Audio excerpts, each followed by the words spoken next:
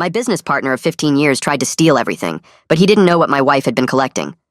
I spent 15 years building something with a man I considered my brother, and in one afternoon, I watched him try to burn it all down. I'm a 47-year-old man, and I co-founded a consulting firm with my best friend Derek right out of college. We started with nothing.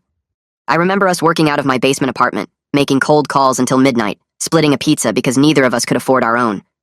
We built that company client by client, year by year, until we had over 40 employees and brought in several million annually.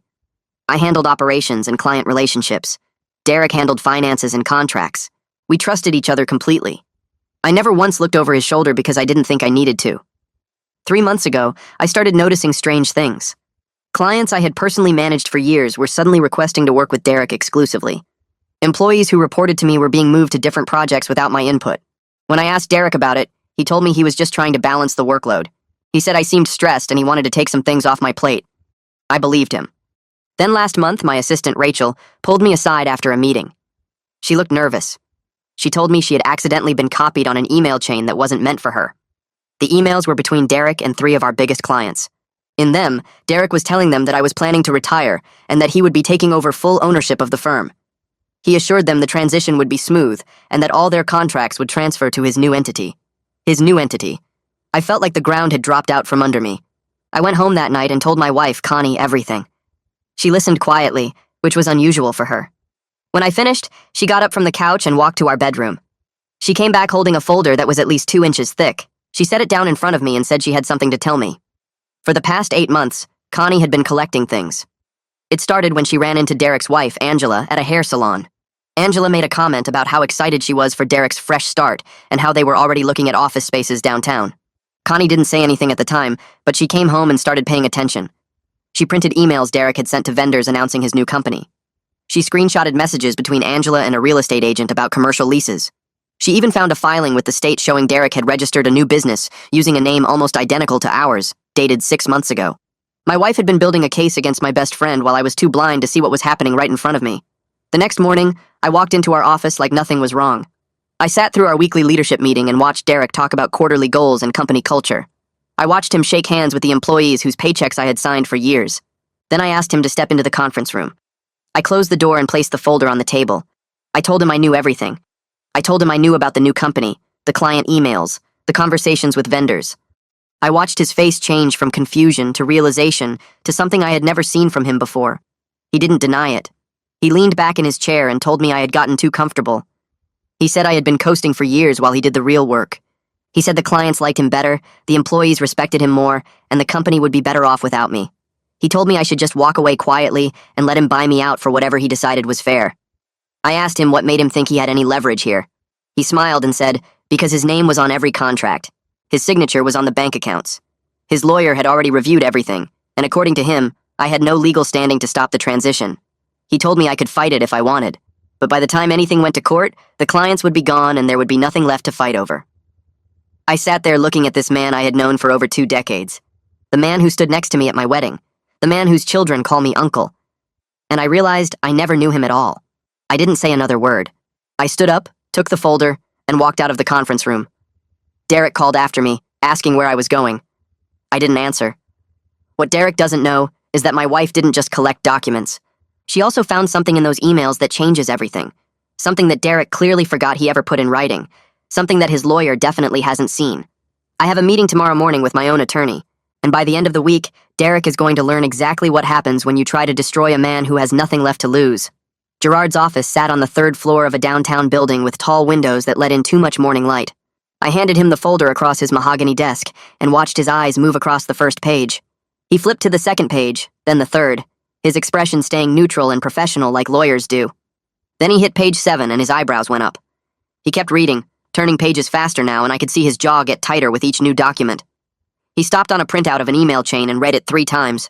Then he looked up at me with something in his eyes I hadn't seen before, something that looked almost like satisfaction. "This changes everything," he said. "Your partner's legal position just collapsed." He turned the email around so I could read it again. I'd already seen it when Connie showed me the folder, but Gerard wanted me to understand what it meant in legal terms. The email was from Derek to a vendor named Mitchell Supply, dated 6 months ago. Derek had written that he was planning to transition the business to his sole ownership and needed Mitchell to set up duplicate invoicing systems that could be switched over when the time came. He'd put it right there in writing, his whole plan laid out in corporate email that could be tracked and verified. "This isn't a partnership dispute anymore," Gerard said. "This is documented evidence of planned fraud and breach of fiduciary duty. Your partner's lawyer definitely hasn't seen this, or they never would have let him threaten you yesterday." We spent the next 3 hours going through every piece of evidence in Connie's folder. Gerard made notes on a yellow legal pad, marking certain documents with red tabs. His partner Veronica came in after the first hour, a sharp woman in her 50s who handled contract analysis. She pulled out every agreement Derek had signed over the past year and started checking signature requirements. I sat there drinking bad office coffee while they worked, feeling like I was watching my whole professional life get dissected on a conference table. Veronica found something in the third contract she reviewed. "Look at this," she said, pointing to a clause near the bottom of page 4.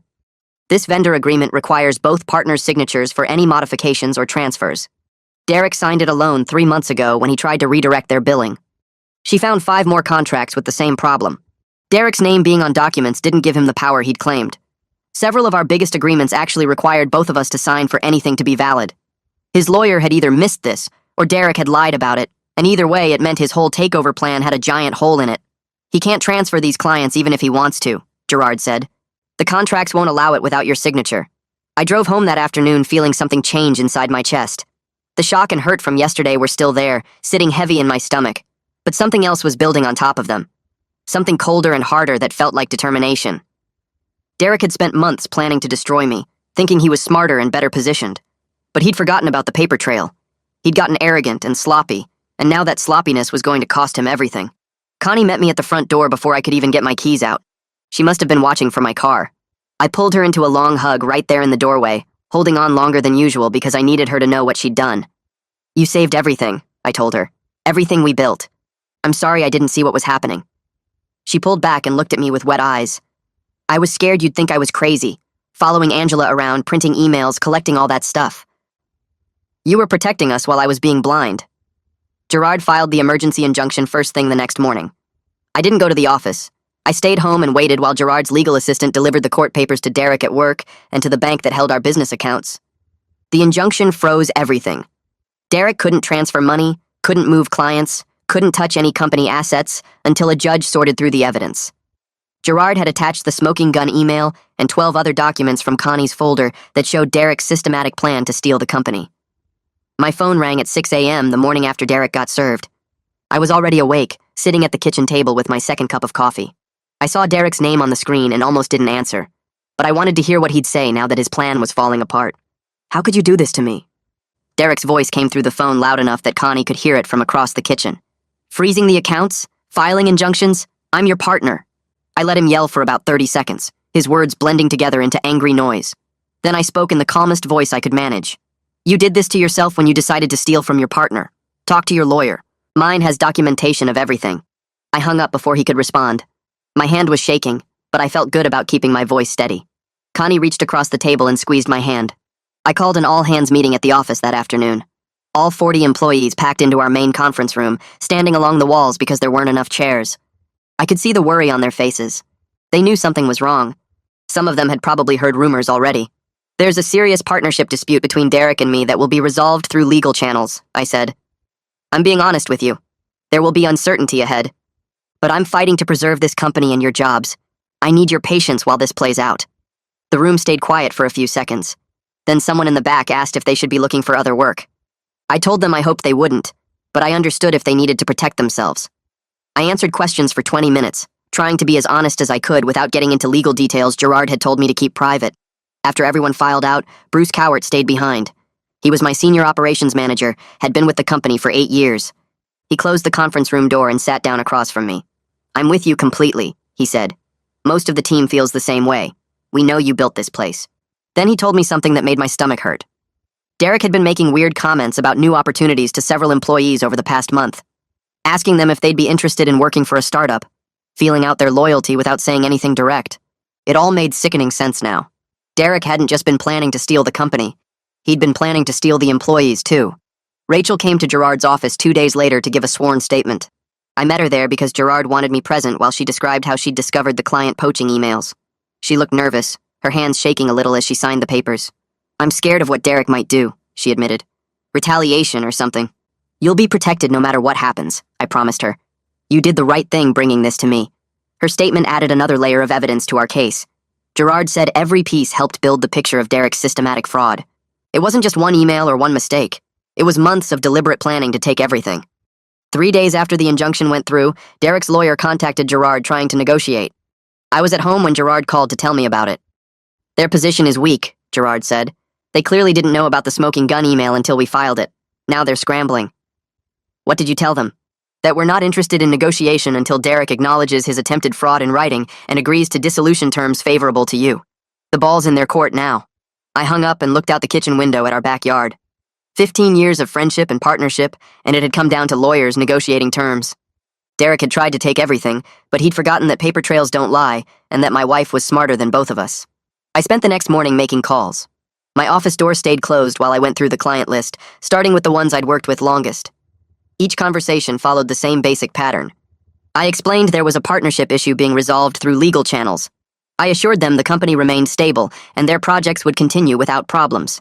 Most clients listened and said they understood, but I could hear something underneath their words. Worry about whether we could actually deliver during all this chaos.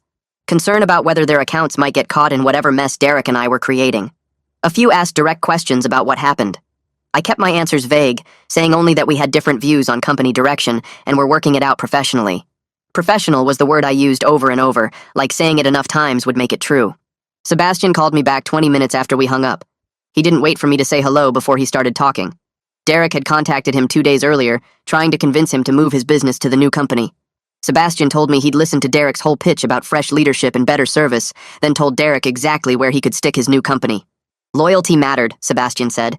10 years of working together meant something. He wasn't going anywhere. My throat got tight listening to him. I managed to thank him and tell him how much I appreciated his trust, but after we hung up, I had to sit there for a minute just breathing.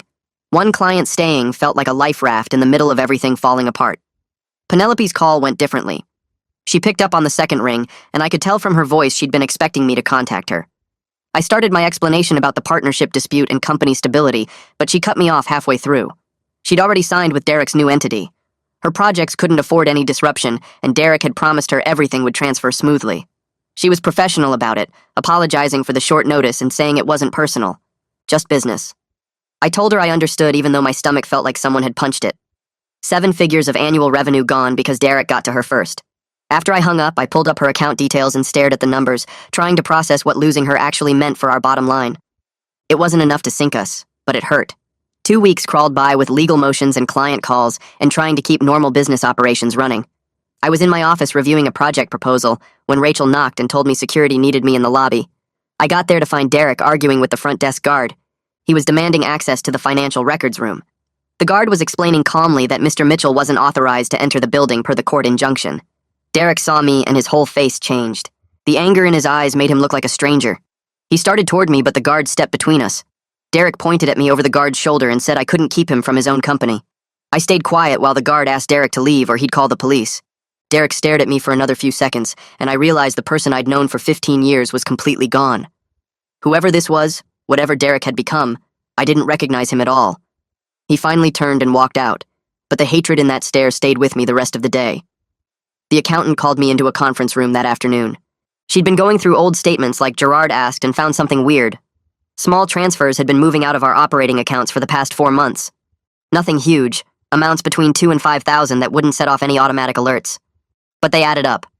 She showed me the statements with the transfers highlighted. They all went to accounts I'd never heard of. I called Gerard immediately, and he said to send him everything. This was another layer of documented fraud he could add to our case. Another piece of evidence that Derek had been systematically stealing while I trusted him. I thanked the accountant and sat there looking at the highlighted numbers, feeling sick. That night, Connie and I had our first real fight since this started. We were in the kitchen after dinner and she asked how I was doing. I told her the truth. I wasn't sleeping.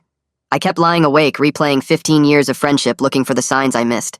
Trying to figure out when Derek stopped being my partner and started planning to destroy me. Connie's face got tight, and she said I needed to stop doing this to myself. I needed to focus on winning the fight instead of torturing myself about the past. Her voice had an edge I hadn't heard before. I asked why she was getting mad at me when Derek was the one who did this. She said she wasn't mad. She was frustrated watching me hurt and not being able to fix it.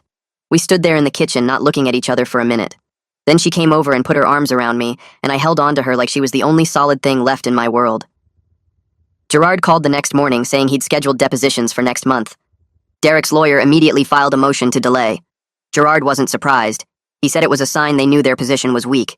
Every day Derek stalled actually cost him leverage because our evidence kept getting stronger. We were building toward either settlement or court, and Gerard thought Derek would crack before we got to trial. The legal bills alone would force him to negotiate. I asked what happened if Derek didn't crack. Gerard said then we'd go to court and win, but it would take longer and cost more. I told him to do whatever he needed to do. Money didn't matter anymore. Winning did. 3 employees came to my office over the next week. Each one said basically the same thing. The uncertainty was too much. The hostile environment made it impossible to focus on work. They were resigning. I understood even though it hurt. They had families and bills and couldn't wait around hoping the company survived whatever Derek and I were doing to each other. Bruce took over redistributing their work while I tried to keep morale up among everyone who stayed. I held another meeting explaining we were making progress with the legal case. Things would stabilize soon. People nodded, but I could see the worry on their faces. They were all wondering if they should start looking for other jobs too. Connie's phone rang while we were having breakfast. She looked at the screen and showed me the name. Angela. Connie answered and listened for a minute, then said she'd meet Angela for coffee, but she was bringing someone with her. After she hung up, I asked who she was bringing. She said Gerard's partner. We couldn't trust anything connected to Derek anymore, even his wife crying about not knowing how bad things had gotten. The meeting happened 2 days later at a coffee shop downtown. Connie told me about it that night. Angela had cried through the whole conversation, saying she didn't know Derek had taken things this far. Connie didn't believe her. She'd heard Angela talking about Derek's plans months ago at that hair salon. Angela was either lying now, or she'd known all along and was trying to cover herself. Either way, Connie wasn't interested in her excuses. The letter came in my office mail. Thick envelope with Derek's parents' return address. I opened it and read 2 pages asking me to be reasonable, reminding me about our long friendship, suggesting I was overreacting to normal business disagreements. They wanted me to remember all the good times, all the years Derek and I had built something together. I sat there reading their words and feeling nothing but tired. I wrote back that night. Told them their son had committed documented fraud. Explained I was protecting what I'd built and had every legal right to do so. Said I was sorry they couldn't see what Derek had actually done. Their response came a week later. They defended Derek and said I was being vindictive. That told me everything I needed to know about where Derek learned his values. Some people would defend their family no matter what evidence you showed them. I filed both letters away and didn't respond again. Gerard's IT specialist called me into a small conference room where he had Derek's old computer set up with multiple screens showing recovered files. He walked me through the deleted emails systematically, pointing at dates and recipients while explaining how Derek had tried to wipe everything, but failed to understand that deletion doesn't mean erasure. The first email was dated 8 months back, addressed to someone named Mitchell at a business consulting firm. Derek wrote about wanting to remove my partner from daily operations and position myself as the sole decision-maker before clients even knew what was happening. My hands went cold reading those words. The IT specialist scrolled down and showed me another email from 7 months ago where Derek discussed taking full control and asked Mitchell about the legal steps needed to push out a co-founder. There were dozens of these messages, each one showing Derek's planning in detail that made me sick. He had researched everything from client retention strategies to how to legally freeze me out of bank accounts. The specialist printed copies of every recovered email and added them to our evidence file while I sat there trying to process that Derek had been plotting this for almost a year. Sebastian called my cell phone 2 days later, asking if I could meet him for lunch downtown. I almost said no because I was drowning in legal prep work, but something in his voice made me agree. We met at a restaurant near his office, and he got straight to business after we ordered. He told me he'd been talking about my situation with 2 other business owners he knew, people who ran companies that could use our consulting services. They had heard about the partnership dispute through industry connections, and were impressed that I was fighting back instead of just walking away. Sebastian said both owners wanted to meet with me about potential contracts, nothing huge but solid mid-sized projects that would help offset some of what we were losing. I thanked him and meant it deeply, telling him that integrity seemed like a rare thing lately. He shook his head and said integrity was exactly why he was helping, because he'd watched me handle difficult client situations over 10 years and never once saw me take shortcuts or lie to make things easier. The meeting reminded me that not everyone in business was like Derek, that some people still valued honesty and loyalty over quick profits. Caitlin knocked on my office door late on a Thursday afternoon and asked if she could talk to me privately. She looked uncomfortable as she closed the door and sat down across from my desk. She started by apologizing for not coming forward sooner, then explained that Derek had been asking her strange questions for months. He wanted to know my schedule in detail, which clients I was meeting with and when, what projects I was personally overseeing. At the time, she thought Derek was just being thorough as a partner, making sure he understood company operations. Now she realized he was gathering intelligence about my work patterns and client relationships to plan his takeover. Caitlin said Derek had also asked her inappropriate questions about my stress levels and whether I'd mentioned anything about retirement or stepping back. She felt terrible for not seeing the red flags and wanted me to know she would testify about these conversations if needed. I told her she couldn't have known what Derek was really doing, that he had fooled everyone, including me. Her information got added to our legal file as more evidence of Derek's systematic planning. 4 weeks into fighting this battle, I was running on maybe 4 hours of sleep per night and consuming enough coffee to fuel a small city. Every day was a cycle of managing client concerns, reassuring employees, reviewing legal documents with Gerard, and trying to keep the business operational while half my brain was consumed with rage at Derek's betrayal. I would wake up at 5 a.m. already thinking about the next legal motion or which client might defect next. Connie found me at 2 a.m. on a Tuesday, sitting at our kitchen table with old photo albums spread out in front of me. The pictures showed Derek and me in our 20s, grinning in that basement apartment where we started everything. There were photos from our first big client signing, from company holiday parties, from the day we moved into our current office building. I was torturing myself trying to figure out when Derek had changed, at what exact moment he decided I was expendable. Connie sat down next to me and gently closed the albums. She said I needed to grieve the friendship and accept that it was gone, but I couldn't let that grief destroy me or distract me from winning this fight. She took the photos and put them away in a closet, then made me promise to get at least 6 hours of sleep. I tried to argue, but she was right. The man in those photos didn't exist anymore, and mourning him wouldn't change what I had to do now. Gerard called on a Friday morning with news that made me sit up straight in my office chair. Derek's new company was struggling badly because he didn't actually have the skills to run client projects without me.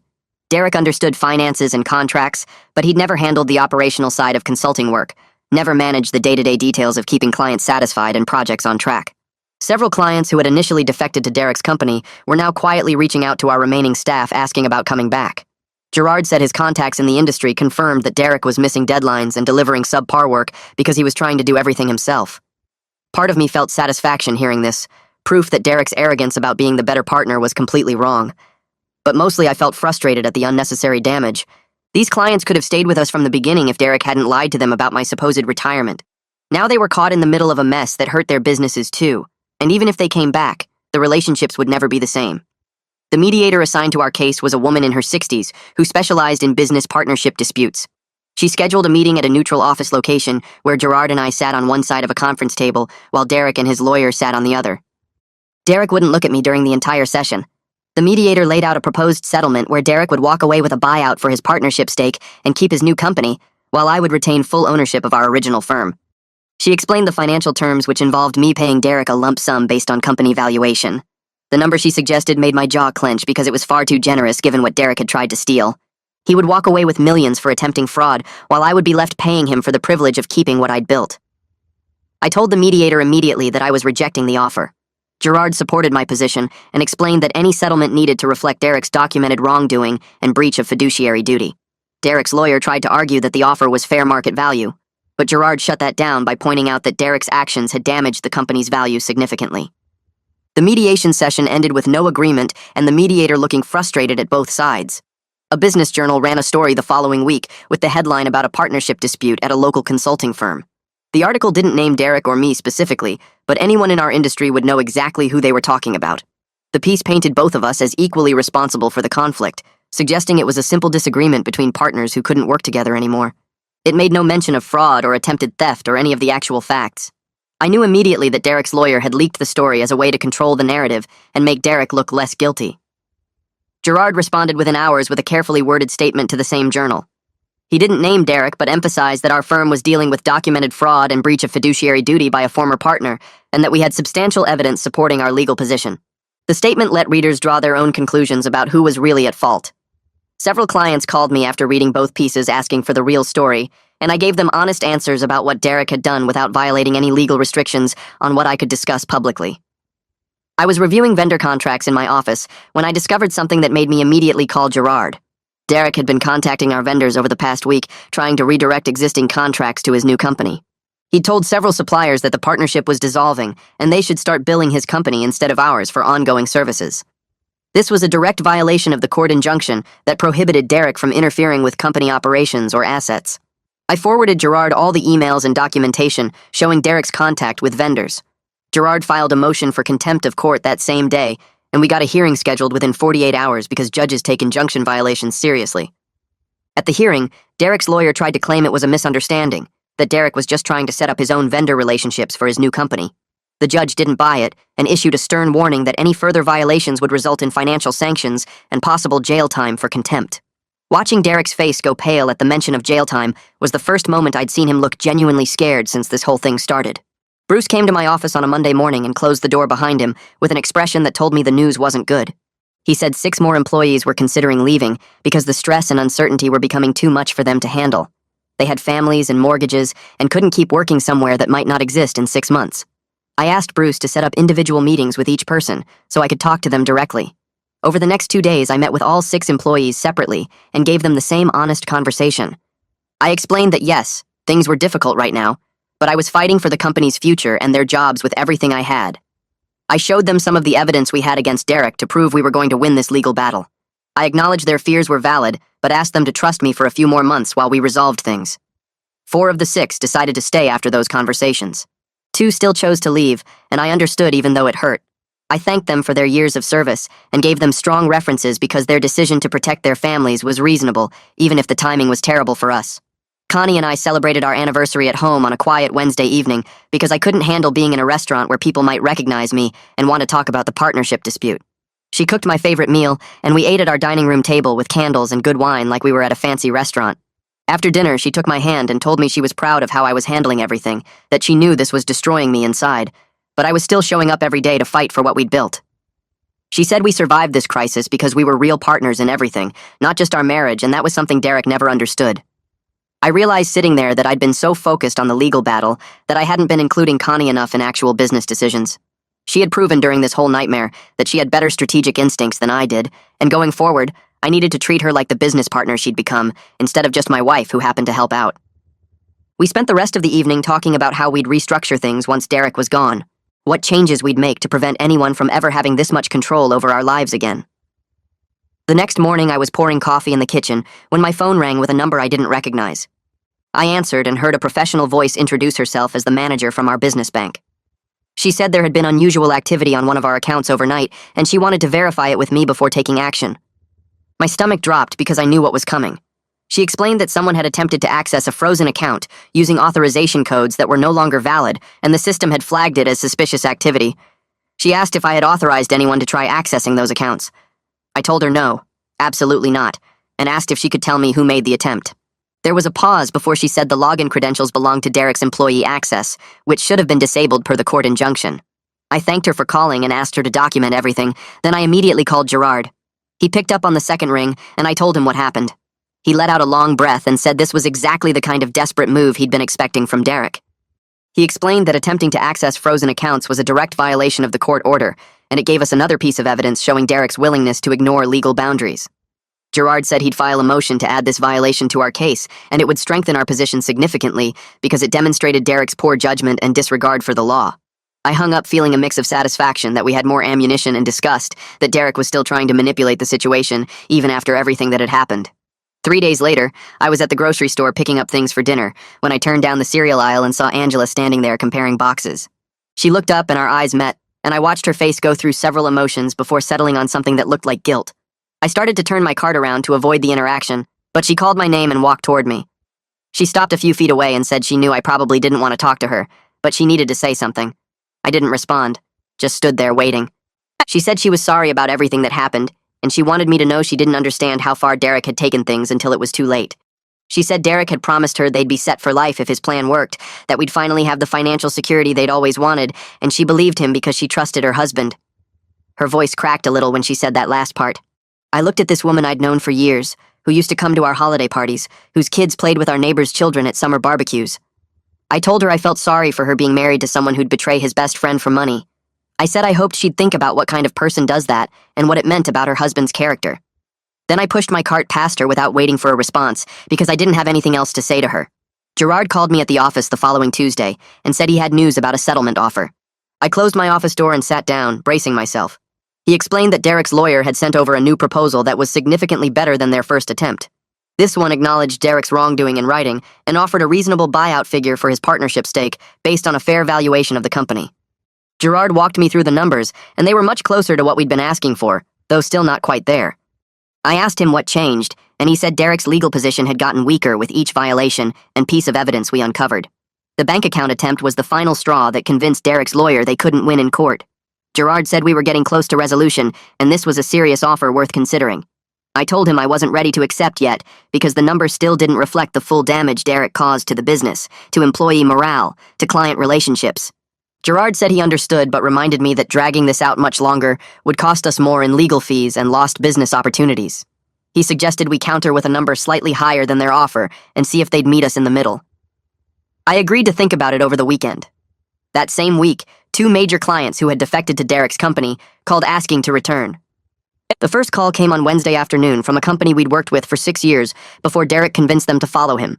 The CEO said they'd given Derek's operation a fair chance, but he couldn't deliver on his promises without my operational knowledge and client management skills.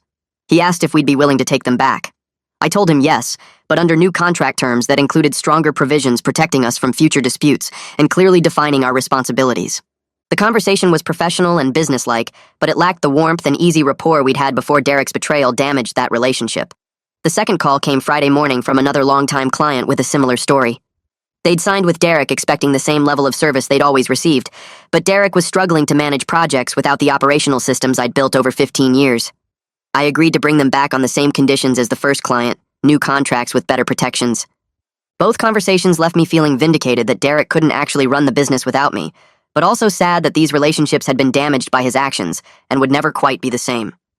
The following Monday was particularly brutal, with back-to-back meetings about employee concerns and tense negotiations with clients who were still deciding whether to stay. By 4 in the afternoon, I was exhausted and overwhelmed, and I felt something crack inside me. I closed my office door and sat at my desk with my head in my hands, and for the first time since this whole thing started, I just broke down. I wasn't crying exactly, but I couldn't catch my breath and my chest felt tight, and I couldn't stop thinking about how unfair this whole situation was. That's when Bruce knocked and came in without waiting for an answer. He took one look at me and closed the door behind him, then sat down in the chair across from my desk. He didn't say anything for a minute, just let me pull myself together. Then he told me he'd been through something similar years ago with his own business partner who tried to push him out of a company they'd built together. He said he spent months consumed by anger and betrayal, replaying every moment looking for signs he'd missed. He said what finally helped him survive was focusing on what he could control rather than dwelling on the betrayal itself. He couldn't control his partner's choices or character, but he could control his own response and his commitment to doing things right. Bruce said the business eventually recovered and he moved on, but the lesson about controlling what you can control stayed with him. I thanked him for sharing that because it helped more than any generic encouragement would have. After he left, I sat there thinking about his advice and realized I'd been so focused on Derek's betrayal that I was losing sight of what I could actually influence. That evening, Connie suggested we take a weekend away from everything to reset and reconnect. I immediately said no because there was too much work to do, and I couldn't afford to be unreachable right now. She looked at me with that expression that meant she wasn't asking, she was telling. She said I'd been running myself into the ground for weeks, and if I didn't take a break, I was going to burn out completely. She'd already booked a cabin 2 hours away for the upcoming weekend and arranged for Bruce to handle anything urgent that came up. I started to argue, but she cut me off and said this wasn't negotiable. I needed this, whether I wanted to admit it or not. So that Friday afternoon, we drove to a small cabin in the woods with no cell service and no internet. For the first 6 hours, I was anxious and kept reaching for my phone before remembering it wouldn't work anyway. But gradually, I started to relax into the quiet. We cooked meals together, took long walks through the trees, and talked about things that had nothing to do with Derek or the business. On Saturday night, we sat on the porch watching the sunset, and Connie took my hand and said she was worried about me. She said I'd been so consumed by the fight that I was losing sight of what really mattered, which was us and our life together beyond the business. She reminded me that we'd survived this no matter what happened with the company because we had each other. I realized sitting there that she was right. I'd been treating the business battle like it was the only thing that mattered, when actually my marriage and my health and my sanity were more important than winning against Derek. Monday morning, I was back in the office feeling more clear-headed than I had in weeks when Gerard called. He said Derek's lawyer had contacted him over the weekend ready to settle on our terms. Gerard explained that Derek's new company was failing because he couldn't manage operations and client relationships the way I could. His legal bills were mounting into 6 figures, and the contempt violations had convinced his lawyer they couldn't win in court. Derek was finally ready to accept defeat and walk away on our terms, rather than drag this out any longer. Gerard said we could probably push for even more now that Derek was desperate, but he recommended we take the deal and move forward, because continuing to fight would cost us time and money we could better spend rebuilding. I asked Gerard what the final numbers looked like, and he walked me through a settlement that would buy out Derek's partnership stake at a fair, but not generous valuation. Derek would have to sign non-compete agreements preventing him from working in our industry for 3 years, and most importantly, he'd have to publicly acknowledge his breach of fiduciary duty in the settlement documents. I told Gerard to move forward with finalizing the terms. The settlement negotiations took 3 intense days where Gerard and Derek's lawyer hammered out every single detail of Derek's exit from the company. I sat in on most of the discussions and watched as they argued over buyout calculations, non-compete restrictions, and the exact wording of Derek's acknowledgement of wrongdoing. Derek's lawyer tried to soften the language around the breach of fiduciary duty, but Gerard held firm that it needed to be explicit and documented. They went back and forth on the non-compete terms, with Derek's lawyer arguing 3 years was too restrictive, but we wouldn't budge because we needed protection from Derek trying this again with another company. The financial terms took the longest to finalize because every asset and liability had to be accounted for and valued. By the 3rd day, everyone was exhausted and frustrated, but we finally reached an agreement that both sides could accept. The buyout was fair, but not generous. Exactly what Derek deserved given what he'd tried to do. The non-compete agreements were ironclad and would prevent him from poaching our clients or competing against us. And the settlement documents included clear language acknowledging that Derek had breached his fiduciary duty to the partnership and attempted to fraudulently transfer company assets. The settlement signing was scheduled for Thursday afternoon in a conference room at Gerard's office. I arrived early and sat waiting while Gerard's assistant brought in coffee and set up the documents.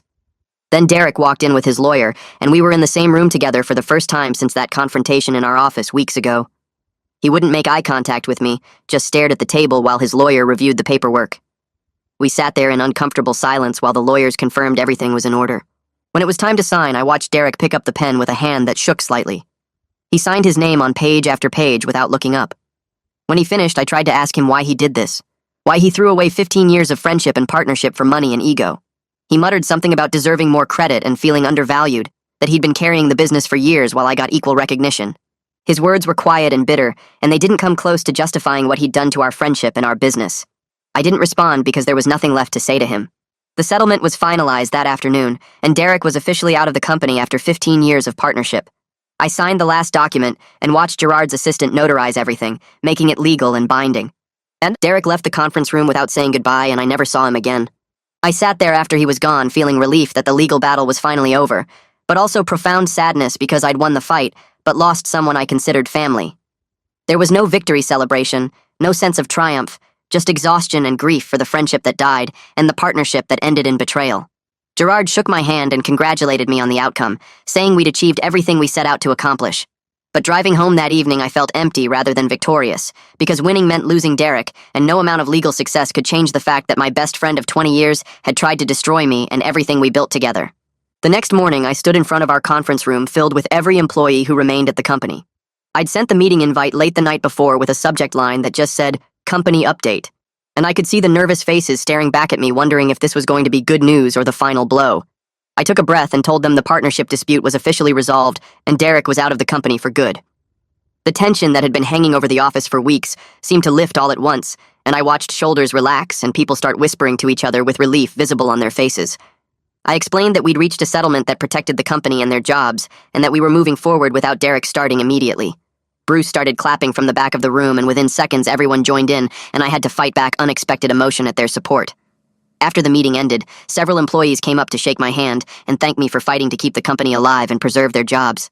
A junior analyst told me she'd been updating her resume every night, terrified she'd lose her health insurance, and knowing I'd protected that made the whole nightmare feel slightly less pointless. Rachel stayed behind after everyone else filtered out, and I asked her to close the conference room door because I had something important to discuss. I told Rachel I was promoting her to senior operations manager effective immediately in recognition of her courage in exposing Derek's scheme when she could have stayed silent and kept her head down.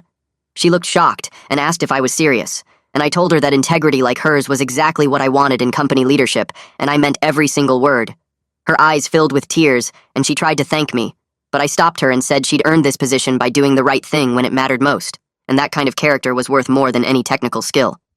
We spent the next hour discussing her new responsibilities and the team she'd be managing, and I could see her shift from emotional to focused as she started thinking about the work ahead. When she left my office, she was walking taller than I'd ever seen, and I felt good about something for the first time in weeks. Bruce and I spent the following weeks completely restructuring operations to cover all the functions Derek had handled, and it was exhausting work that often kept us at the office until midnight. We brought in a new CFO named Jennifer, who came highly recommended, and spent her first week doing a complete audit of our financial systems to identify any other problems Derek might have left behind. Jennifer found 2 more hidden accounts with small amounts of money that Derek had been siphoning off, and while the amounts weren't huge, each discovery felt like another punch to the gut. We updated every single financial control and created new approval processes that required multiple signatures and oversight, so no one person could ever have the kind of access Derek had abused. Bruce and I divided up Derek's client relationships and project management duties, and I was working longer hours than I had in years, but it felt necessary to prove we could function without him. The new systems were better than what we'd had before, and I was building safeguards that should have existed from the beginning, but I'd been too trusting to implement. Caitlin called a meeting with me and the leadership team to present new HR policies she'd developed around transparency and reporting that would help catch warning signs earlier if anyone ever tried something like Derek's scheme again. She'd created an anonymous reporting system where employees could flag concerns about financial irregularities or unusual management behavior without fear of retaliation. The policies also required regular third-party audits and mandatory rotation of financial duties, so no single person controlled critical functions for extended periods. I approved everything she proposed and told her to roll it out company-wide with my full support. The employees seemed to appreciate the changes when Caitlin presented them at an all-hands meeting the following week, and several people told me privately that the new policies made them feel safer and more valued. The message was clear that we were learning from what happened and taking steps to prevent future betrayal, which helped rebuild trust that had been damaged. I made my first appointment with a therapist 2 weeks after the settlement was finalized because Connie insisted I needed professional help to process everything that had happened. I sat in the therapist's office feeling awkward and uncomfortable, talking about my feelings with a stranger, but I forced myself to be honest about the betrayal and the guilt I was carrying. The therapist asked why I felt guilty when Derek was the one who'd committed fraud and tried to steal the company, and I explained that I kept thinking I should have seen the signs earlier or been less trusting. She told me that Derek's choices were about his character flaws and his decision to betray our friendship, not my failure to predict that someone I'd known for 20 years would turn into a criminal. That perspective didn't immediately fix anything, but over the following weeks of sessions, it slowly started to ease the crushing guilt I'd been carrying around like a weight on my chest. The therapist helped me understand that trust isn't weakness, and that rebuilding my ability to trust people in business relationships would take time, but was possible. I started sleeping better after a few weeks of therapy, and Connie noticed I was less angry and more like myself again. Connie and I had a long conversation one evening about her role in the business going forward, and I told her I wanted to make her involvement official by bringing her on as a strategic advisor. She looked surprised and said she wasn't sure mixing business and marriage was a good idea, given how badly things could go wrong as we'd just witnessed with Derek and Angela.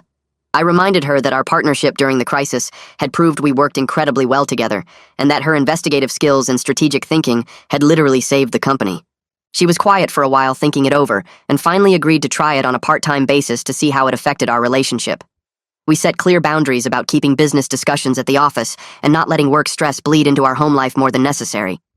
Having Connie officially involved felt right after everything we'd been through together, and I trusted her judgment more than anyone else's at this point. 3 months after the settlement was finalized, the company had stabilized with 35 employees, and most of our major clients either retained or replaced with new contracts. We weren't back to where we'd been before Derek's betrayal with over 40 employees and several million in annual revenue, but we were profitable again, and the trajectory was positive. The culture felt stronger in some ways because everyone who'd stayed had proved their loyalty during the crisis, and we'd weeded out the people who were only there for a paycheck.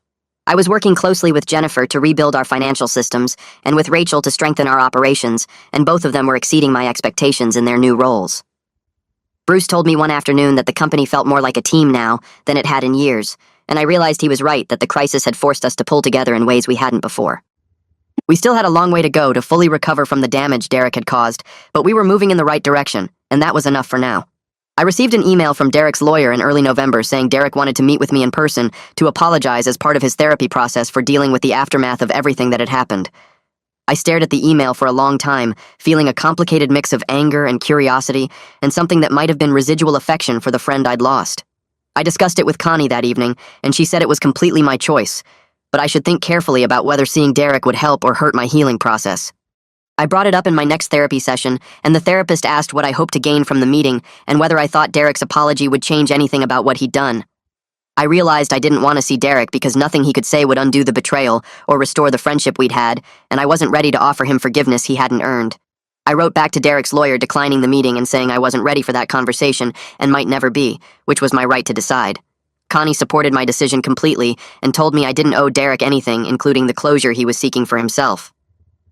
Sebastian Ford called me in late November and told me he was referring 3 new clients to us because he was impressed by how we'd handled the crisis and rebuilt the company stronger than before. His continued faith in me after everything that had happened meant more than he probably knew, and I made sure to thank him properly for standing by us when he could have easily walked away. The 3 referrals were solid mid-size companies that would bring in good revenue and help fill the gap left by clients we'd lost during the dispute.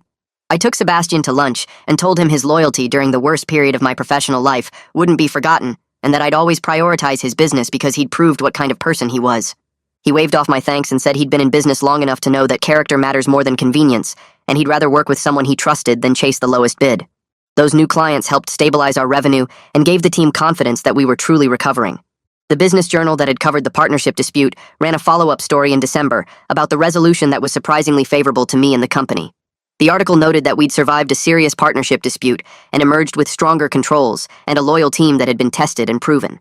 Several potential clients reached out after reading the article, asking about our services and saying they were impressed by how we'd handled the crisis professionally. I gave a brief interview for the story where I focused on lessons learned about the importance of proper oversight and not letting trust override good business practices. The positive coverage helped rebuild our reputation in the business community and showed that we weren't defined by Derek's betrayal, but by how we'd responded to it. The article ended up being better publicity than anything we could have paid for, and it marked a turning point where people stopped seeing us as the company with the partnership disaster and started seeing us as survivors who'd come out stronger. I booked a private room at the steakhouse downtown and invited Bruce, Caitlin, Rachel, and our new CFO to join me for dinner. The 5 of us sat around the table while servers brought out appetizers and drinks, and I could see everyone relaxing for the first time in months. Bruce ordered a bourbon and leaned back in his chair, telling a story about one of our early clients who used to pay invoices in cash because he didn't trust banks. Caitlin laughed and added her own memory about the time our old office flooded, and we spent a weekend moving files to my garage. Rachel looked around the table with this expression like she couldn't believe she was part of this group, and I made sure to include her in every conversation because she earned her place here. Jennifer, who joined us 2 months ago, listened to our stories and asked questions about the company's history, and I appreciated that she wanted to understand what we'd built together. When the main courses arrived, I raised my glass and told them I wanted to thank them properly for everything they did during the crisis. I said they could have walked away when things got ugly, but instead they stayed and fought alongside me, and that kind of loyalty means more than I can express. Bruce waved off my thanks and said we're a team, and teams stick together when things get hard. Caitlin added that she believed in what we were building and wasn't going to let one person's greed destroy it. Rachel got emotional and said she just did what was right, but I could see how much the recognition meant to her. We spent the next hour talking about lessons learned and how we wanted to move forward differently.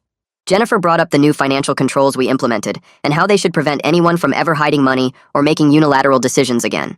Bruce suggested we create a leadership council that meets weekly to discuss major decisions, ensuring no single person has too much unchecked power. Caitlin talked about building a culture where employees feel safe reporting concerns without fear of retaliation, and I agreed that transparency has to be our foundation going forward. I admitted I'd been too trusting and too hands-off with the financial side, and that blind trust almost cost us everything. Rachel said she'd been scared to come forward at first because she didn't want to cause problems, but the experience taught her that staying silent about wrongdoing only makes things worse. We all acknowledged that what happened with Derek changed us, but we could use those changes to build something better and stronger. By the end of dinner, I felt genuinely hopeful about the company's future for the first time since this nightmare started. These people around the table proved themselves when it mattered most, and I knew I could trust them in ways I'd never trust anyone in business again. Connie called me the following Tuesday while I was reviewing quarterly reports and told me she'd heard from a mutual friend that Angela filed for divorce from Derek.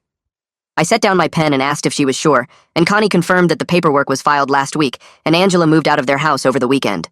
I expected to feel satisfaction or vindication hearing that Derek's marriage fell apart along with everything else, but instead I just felt tired. Connie said she felt the same way, that there was no joy in watching someone's entire life collapse, even when they brought it on themselves. We talked about how Derek's choices didn't just destroy our partnership, but also wrecked his marriage, his relationship with his kids, and his reputation in the business community. Connie pointed out that Angela probably knew more about Derek's plans than she admitted during their coffee meeting, but being complicit in his scheme didn't protect her from the consequences. I wondered aloud if Derek ever considered what he was risking when he decided to betray me, whether he thought about his wife and children, and what would happen if his plan failed. Connie said some people convince themselves they're too smart to get caught, and Derek clearly believed his lawyer and his contract control made him untouchable. I told her I wasn't celebrating Derek's personal pain, because watching someone lose everything isn't satisfying, it's just sad and wasteful. She agreed and said we needed to focus on rebuilding our own lives rather than dwelling on Derek's destruction. I asked if she thought Angela would be okay financially, and Connie said she heard Angela's family was helping her, and she'd probably land on her feet eventually. We spent a few more minutes discussing the divorce before changing subjects to our own plans for the weekend. Later that evening, I found myself thinking about Derek's kids and how they'd process their father's downfall and their parents' divorce. Those kids used to call me uncle, and now they probably heard terrible things about me from Derek's side of the story. The whole situation felt like collateral damage spreading outward from Derek's original betrayal, hurting people who had nothing to do with the business dispute. Connie came into my office and put her hand on my shoulder, and I told her I was okay, just processing how many lives got damaged because one person got greedy. A young entrepreneur named Tyler reached out through a mutual connection, asking if I'd be willing to meet and discuss partnership structures for his startup. I agreed to coffee at a place near the office, and Tyler showed up with a notebook full of questions and this eager energy that reminded me of myself 20 years ago. He explained that he and his college friend were launching a tech consulting business and wanted to formalize their partnership agreement, but they weren't sure what protections they needed. I spent the next hour being brutally honest about everything I learned the hard way through Derek's betrayal. I told Tyler that friendship and business partnership are two different things, and treating them as the same almost cost me everything I built. He took notes while I explained the importance of clear operating agreements that specify each partner's roles, responsibilities, and limitations. I stressed that both partners need access to all financial information and that no single person should control the money without oversight. Tyler asked if having those protections meant they didn't trust each other, and I told him trust is important, but verification is essential. I explained that good partnership agreements aren't about assuming your partner will betray you. They're about creating structures that prevent misunderstandings and protect both parties. I walked him through specific clauses he should include about dispute resolution, buyout terms, and what happens if one partner wants to leave or gets forced out. Tyler looked overwhelmed by all the legal considerations, but I told him spending money on a good attorney now could save him from losing everything later. He asked about my experience with Derek and whether I saw warning signs I should have caught earlier. I admitted I missed a lot of red flags because I was too focused on trusting my friend instead of monitoring my business partner. I told Tyler that the hardest lesson I learned was that people can change over time, and the person you start a business with might not be the same person you're working with 10 years later. He asked how to protect against that kind of change, and I said you can't completely, but you can build systems that limit the damage one person can do. We talked about the importance of having an exit strategy from day one, even when everything feels great and the partnership seems solid. Tyler thanked me for the reality check and said he'd been hesitant to bring up legal protections with his friend because it felt pessimistic. I told him that protecting your business isn't pessimistic, it's responsible, and his friend should appreciate that he's thinking ahead. By the end of our meeting, Tyler had pages of notes and a much clearer understanding of what he needed to do before formalizing his partnership. He shook my hand and said he hoped he never needed to use these protections, but he was grateful to know what to put in place. I watched him leave and felt good about potentially saving someone else from the experience I went through. 6 months after my confrontation with Derek in the conference room, I found myself going through old boxes in our garage looking for tax documents. I came across a photo album Connie made years ago documenting the company's growth, and I sat down on the concrete floor and started flipping through pages. There were pictures of Derek and me at our first office, both of us looking so young and confident and full of plans. Photos from company parties where we stood together with employees who trusted us both. Images of us shaking hands with clients, celebrating contract signings, cutting the ribbon at our current office building. I expected looking at these photos to trigger rage or that crushing sadness that used to hit me whenever I thought about our friendship. Instead, I felt something more manageable, a dull ache that acknowledged the loss without consuming me completely. The grief was still there, but it didn't have the same power over me anymore. I studied Derek's face in these old photos and tried to figure out when things changed, when my friend became someone capable of systematic betrayal. Maybe he was always that person, and I just couldn't see it because I didn't want to. Maybe the Derek I thought I knew never really existed, just my idealized version of a friendship that meant more to me than it did to him. I closed the album and sat there in the garage thinking about how I'd spent months mourning a relationship that was probably never as real as I believed. The friend I thought I had, the brother I trusted completely, that person might have been my own creation rather than who Derek actually was. It hurt to accept that possibility, but it hurt less than continuing to grieve someone who never existed. Connie came into the garage and found me sitting there with the photo album, and she sat down next to me without saying anything. I told her I was okay, that I was finally able to look at these pictures without feeling destroyed. She asked if I wanted to keep the album or throw it away, and I said I'd keep it because it's part of my history, even if that history turned out differently than I thought. We sat together for a while longer before I put the album back in its box and stood up. The memories didn't have the same hold on me anymore, and while I'd never forget what happened, I could finally move forward without constantly looking back. Our business development team landed a contract with a manufacturing company that was bigger than anything we'd handled before. The client, a national operation with facilities in 12 states, wanted us to overhaul their entire supply chain management system. Bruce came into my office with the signed contract and this huge grin on his face, and I stood up and shook his hand before calling the whole team together. Everyone gathered in the main conference room, and I announced the new client, and the room erupted in cheers and applause. This wasn't just a good contract, it was validation that we'd not only survived Derek's betrayal, but were actually growing beyond where we were before. Rachel hugged Caitlin and Jennifer raised her fist in celebration, and Bruce started talking about the team we'd need to assemble for the project. I looked around the room at these people who'd stayed loyal during the worst period of our company's history, and I felt genuine pride in what we'd accomplished together. Someone suggested we celebrate properly, so we ordered pizza and beer for the office, and spent the afternoon talking about the new project and what it meant for our future. Bruce pulled me aside at one point and said this contract proved we were more than just the company that survived a partnership dispute. He said clients were choosing us now because of our expertise and our reputation for delivering results, not despite what happened with Derek. I told him this felt like a real turning point, the moment where we stopped recovering from the past and started building towards something better. Caitlin added that the team's confidence had been growing steadily, but this contract would boost morale even more. Jennifer mentioned that the revenue from this client would let us hire 2 more people and invest in some technology upgrades we'd been postponing. We spent the rest of the day planning the project timeline and discussing how we'd structure the team to handle such a large client. By the time everyone left that evening, I felt more optimistic about the company's future than I had in over a year. We weren't just surviving anymore, we were actually thriving, and that meant everything after how close we came to losing it all. I attended a regional business conference where several of our clients and competitors were presenting, and I ran into Gerald Whitman during a break between sessions. Gerald had been one of Derek's allies during the dispute, someone who publicly supported Derek's version of events before the truth came out. He saw me across the lobby, and his expression went from recognition to discomfort. But he walked over anyway and tried to make small talk about the conference speakers.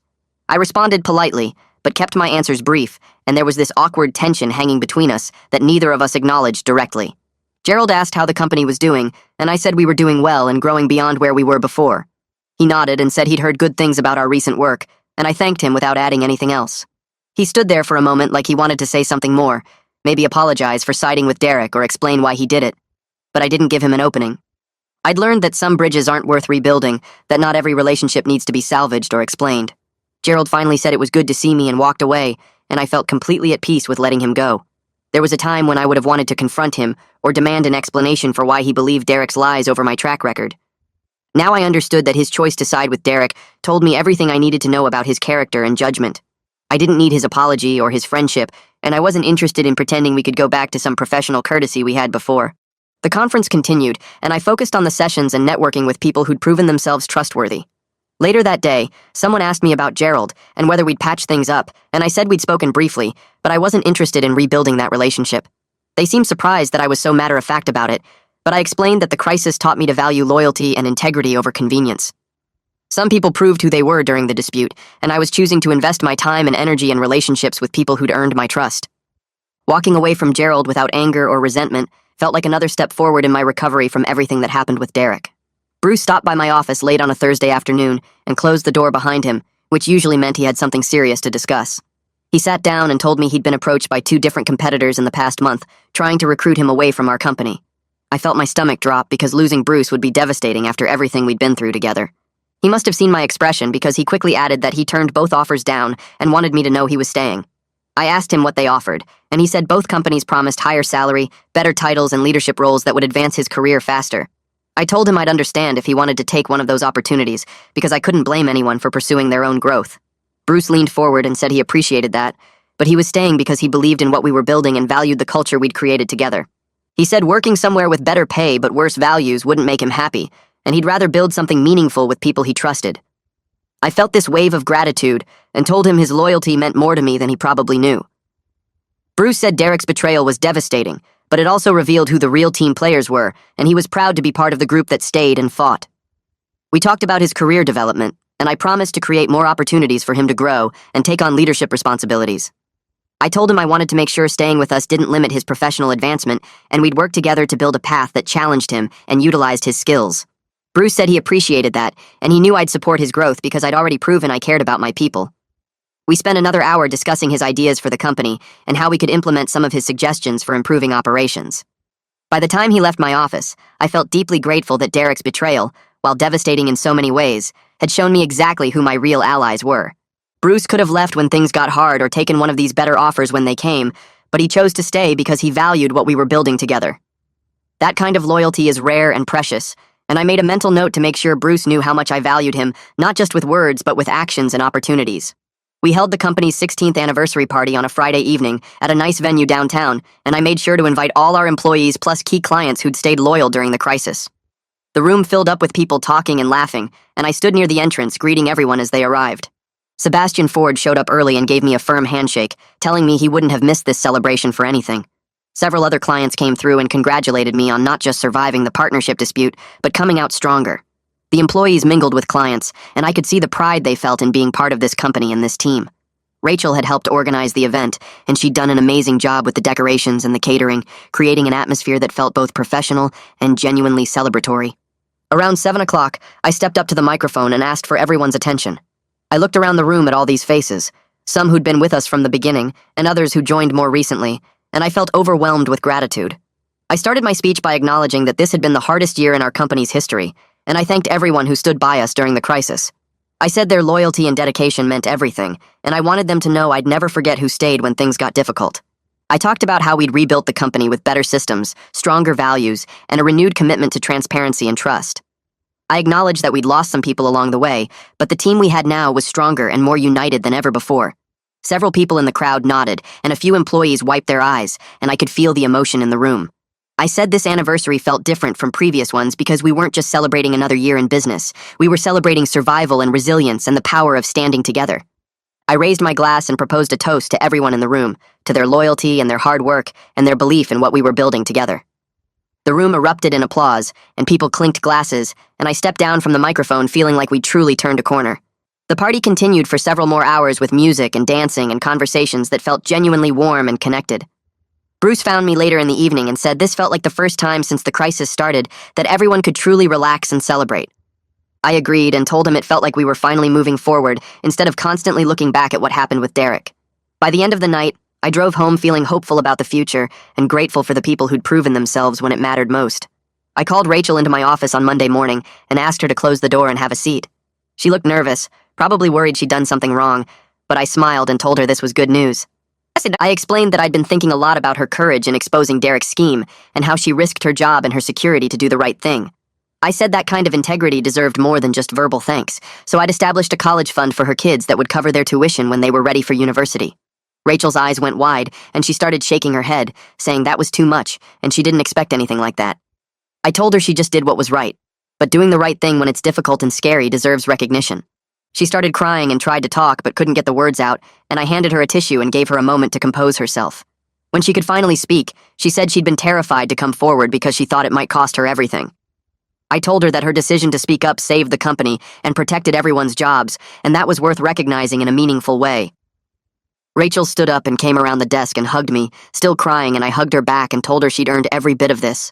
She pulled back and wiped her eyes and said she couldn't believe I'd do something this generous. I explained that I wanted her to know that doing the right thing has consequences worth recognizing, and I hoped this would help her kids have opportunities they might not have had otherwise. Rachel sat back down, and we talked about the fun details and how it would work when her kids were ready for college. She kept thanking me, and I kept telling her she'd earned it, and by the end of our conversation, she seemed to finally accept that I meant every word. After she left my office, I sat there feeling good about the decision because Rachel's courage had literally saved everything I'd built, and making sure her kids had educational opportunities felt like the least I could do. Connie agreed when I told her about it that evening, saying Rachel deserved recognition that went beyond words and bonuses. The fund was set up through our attorney to ensure it would be there when Rachel's kids needed it, and knowing I could do something meaningful for someone who'd proven their integrity during the worst crisis of my professional life brought me genuine satisfaction. I made dinner reservations at the small Italian place where Connie and I had our first date 20 years ago. The same red tablecloths covered the tables and the same family photos hung on the walls, and when we sat down in a corner booth, she reached across and took my hand without saying anything. We ordered wine and pasta, and for the first few minutes we just sat there looking at each other, both of us knowing we needed to talk about everything that happened, but not sure where to start. I finally broke the silence by telling her I couldn't have survived the past 9 months without her, that her strength and clear thinking saved not just the business, but probably me too. She squeezed my hand and said, "We're partners in everything, not just marriage," and she was proud of how I fought for what we built while staying true to myself, even when it would have been easier to give up. We talked about how the crisis changed us, how I learned I can't just trust people blindly, even when they've been in my life for years, and how she discovered she's stronger and more capable than she ever gave herself credit for. I admitted I wished it hadn't happened. That part of me still mourns the friendship I thought I had with Derek, but I'm grateful for what the experience taught me about real loyalty and who actually has my back when things get hard. Connie said she feels the same way. That losing Derek and Angela from our lives hurt, but it showed us who our real family is, and those relationships matter more now because they were tested and proved genuine. We finished our wine and ordered dessert, and by the end of the night I felt lighter than I had in months, like we were finally moving forward instead of constantly looking back at the betrayal and all the damage Derek caused. 3 weeks later, I was having coffee with Sebastian when he mentioned he'd heard through business contacts that Derek's new company had completely failed. I felt my stomach tighten and asked what happened, and Sebastian explained that Derek couldn't deliver on his promises without my operational knowledge, and the clients started leaving one by one until there was nothing left. He said Derek tried to keep it going for about 6 months, but eventually had to shut down and take a junior position at a competitor's firm, working for someone else after being a partner for 15 years. I sat there processing this information and waiting to feel something, maybe satisfaction or vindication, but mostly I just felt empty and a little sad that it came to this. When I told my therapist about it during our next session, she asked how I felt hearing the news, and I admitted I felt almost nothing, which seemed strange given how much anger I'd carried for months. She smiled and said that feeling nothing is actually healthy progress, that it means I've processed the betrayal and moved on emotionally, and Derek's failure or success doesn't define my worth or happiness anymore. I drove home thinking about how different this reaction was from the rage I felt 9 months ago, and I realized I'd finally let go of needing Derek to suffer for what he did, because his choices already cost him everything that mattered. The new CFO I hired, Jennifer, implemented financial systems that gave me complete visibility into every aspect of company finances. She set up weekly reports showing cash flow, client billing, vendor payments, and account balances, all organized in dashboards I could access anytime from my phone or computer. I sat through the first training session feeling embarrassed that I'd never insisted on this level of transparency before, that I'd let Derek control all the financial details for 15 years without ever looking over his shoulder. Jennifer was professional about it and never made me feel stupid, just walked me through each system and explained what the numbers meant and what warning signs to watch for. I started attending monthly financial review meetings and asking questions about things I didn't understand, forcing myself to learn the details I'd always avoided because I trusted Derek to handle it. Bruce commented one day that I seemed more engaged with the business side of operations, and I told him I learned the hard way that blind trust, even with partners you've known for years, is stupid and dangerous. The systems Jennifer put in place would have caught Derek's scheme within weeks instead of months, would have shown me the money he was moving and the duplicate accounts he was setting up, and knowing I have that protection now helps me sleep better at night. On a Saturday morning when Connie was visiting her sister, I drove across town to the old neighborhood where Derek and I started the company 16 years ago. The basement apartment where we made those first cold calls and split pizzas because we couldn't afford our own had been renovated, with new windows and a fresh coat of paint on the exterior walls. I parked across the street and sat in my car looking at the building, letting myself remember the good parts of our partnership before everything went wrong. I remembered Derek staying up until 3 in the morning helping me prepare a pitch for our first major client, remembered him lending me money when Connie and I couldn't make rent one month, remembered celebrating together when we signed our 10th employee and realized we were actually building something real. Those memories hurt now because they feel tainted by what came after, but sitting there in my car, I tried to separate the person Derek was then from the person he became, tried to accept that maybe both versions were real, and I'll never fully understand what changed. I said goodbye out loud to that version of our friendship, acknowledged that it's gone forever, and I need to stop looking for it in old photos or shared memories. When I drove away 20 minutes later, I felt something shift inside me, a kind of peace I hadn't expected, like I'd finally closed a door that needed closing. 9 months after Derek's exit, the company was not just surviving but actually doing better than before in some ways. We had 38 employees, 3 fewer than our peak, but all of them proven loyal and committed to the culture we were building. Client relationships were strong with several major accounts that trusted us more because of how we handled the crisis, and we'd landed 2 new contracts that were bigger than anything we had before Derek left. The financial systems Jennifer implemented meant I could see problems coming before they became disasters, and the leadership team I'd built with Bruce, Rachel, and the others worked together better than the old structure ever did. I'd learned to balance trust with verification, to value loyalty without being blind to warning signs that something's wrong, and to appreciate the people who proved themselves when it mattered most. The company had better legal protections now, with partnership agreements and financial controls that would prevent anyone from trying what Derek attempted. I still carried scars from the betrayal, still had moments where I questioned my judgment about people, but I was building something better with a team I could actually trust. Connie brought up the idea of renewing our wedding vows one evening while we were making dinner together. She said the crisis made our marriage stronger in ways she didn't expect, that working together to save the company showed her we could survive anything as long as we stayed united. I stopped chopping vegetables and looked at her, feeling my throat get tight, and told her I loved that idea and wanted to celebrate what we'd built together through everything that happened. We started planning a small ceremony for our backyard with just the people who mattered most, the core team who stood by us when they could have walked away. I wanted Bruce there because his loyalty never wavered, and Rachel because her courage started everything, and Jennifer because she helped rebuild what Derek tried to destroy. Connie suggested inviting Sebastian and a few other clients who proved their friendship went beyond business relationships, and I agreed because they're family now in ways that matter more than blood or old friendships.